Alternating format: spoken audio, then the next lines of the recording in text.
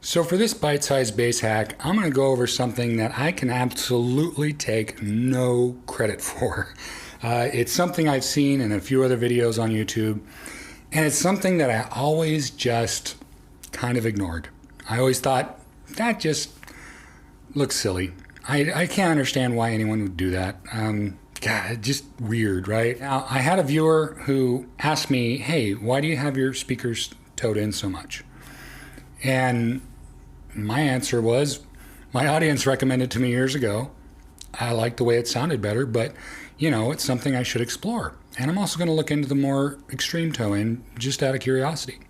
So I did that, and I did it first out in the RV, and then I did it in here. And I was surprised at what it did to the soundstage. It made it easier to pick out, you know, left and right channel even better. And I'll show you what this looks like. Doesn't that look silly? So I was just curious. I'm like, okay, what's the big deal about this? So I turned it like this, and essentially this speaker points in front of the furthest left listener. Okay, so it doesn't point directly at the furthest left listener, it points to in front of them. And then this speaker points to the furthest right listener just in front of them. So no matter where you sit, you're off axis, right? But here's the funny thing. If you move over here, if you move all the way to the left, this speaker's closer, but you're further away, you're further off axis. And this one is, this is closer, but you're more off axis. Okay, so you're sitting over here in the furthest left seat. But this one is further away, but it's more on axis. So it has this strange thing of making it a little bit better for everyone's seat to seat as far as being able to pick out the left and right channel. Because the way I had it previously, where both speakers were aimed at the primary listening position, towed in but not towed into this extreme, if you move to the left or the furthest left seat or the furthest right seat, you're going to hear one speaker more than the other, and it's not going to be quite as good. You're not going to be able to pick out the left and right channels quite as well.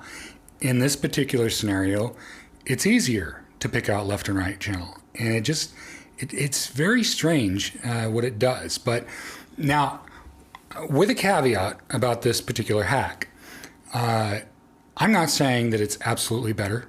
I'm not saying that you should do this and forget everything else. I'm not saying that.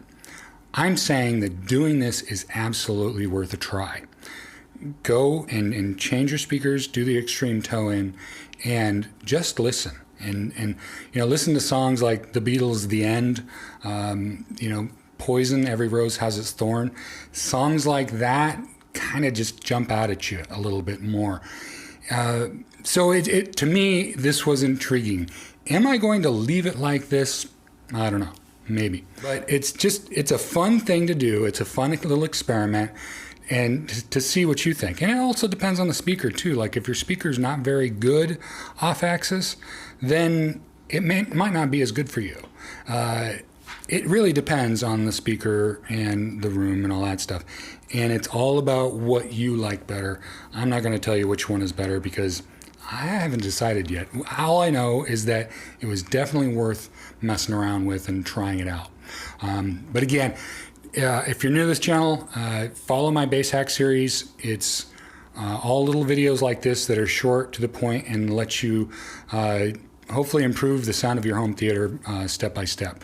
And so that's the whole aim of the bass hack series, is to give you little tips and tricks that I use myself to make your home theater sound better.